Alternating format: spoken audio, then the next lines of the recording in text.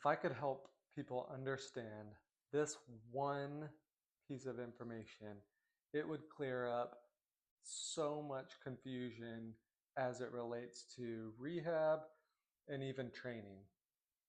Everyone knows they're supposed to walk 10,000 steps a day, lift weights, do cardio, do yoga, do their corrective exercise. Maybe that's foam roll, stretch, take a walk after dinner for your blood sugar, and it's all just very chaotic. Nobody knows what to do. Nobody has time to do all that or is really interested to do that. Most people, in my experience, just want to do what they have to do to be healthy. Their life is not being a fitness freak.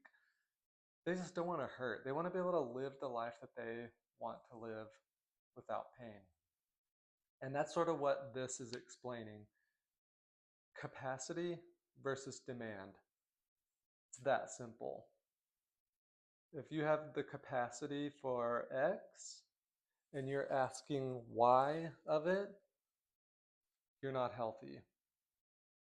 If you have capacity of Y and you're asking X of it, you got margin. You're okay. So where there's a gap between what we're asking our body to do and what it can actually do, our body gives us symptoms. Just think of that like an alarm system.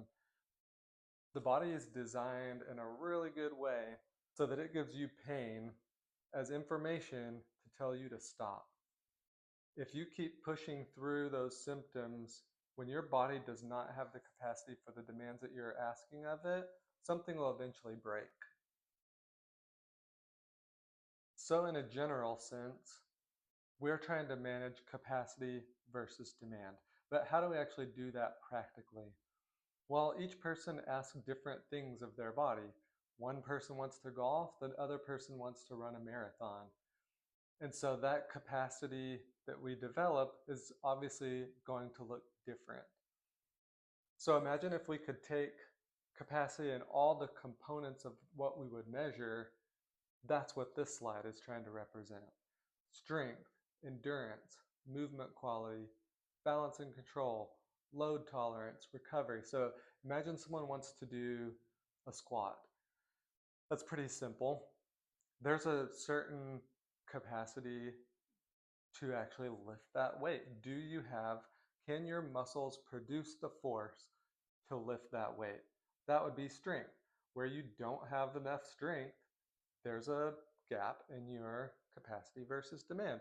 You need to progressively overload that, and your body will build strength.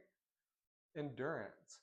Can you do that multiple times? Does your function require you doing a thing one time, or does it require you, like running a marathon, tens of thousands of times? Do you have the endurance to do it once versus over and over and over again? So you can see already strength is different from endurance. And then movement quality. That really makes sense to most people. You could drive on your tire when it's out of balance, but it's going to work longer and better if it's in alignment. Our body moves in really complicated ways, and the better we can control all those variables, the more efficient our movement is going to be. We're going to have less sort of internal stress that the body's constantly having to balance. So strength, endurance, movement quality, and then balance and control. Imagine when you're learning a new skill, how uncoordinated that looks versus an athlete that has really good coordination. They can make proper adjustments to maintain their center of mass over their base of support and remain balanced. They can make corrections quickly with the right adjustments versus someone that's learning someone new. They're a little bit more herky-jerky and they don't have those refined movements like a high-level athlete would. Load tolerance. Can your tendons handle 100 pounds or can it handle 500 pounds? Those things have to be built up over time. Can you walk for 5 minutes? Can you walk for 10 minutes? That's different than strength and endurance. Can those tissues actually develop the resilience to handle loads over and over again? And then lastly, recovery and adaptability. That gets into the sleep, that gets into the proper hydration and diet, that gets into the time you have between successive times that you stress your body.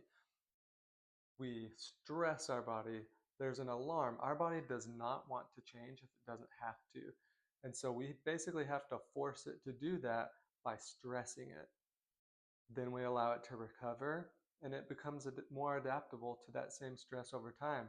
If we're constantly stressing it and overwhelming it, it just breaks down over time. And similarly, if we get injured and we bed rest, for example, our body doesn't have the stress that it needs to maintain a given level of capacity, and it's just gonna use it or lose it, basically. That is a good truism when it comes to our health, is use it or lose it.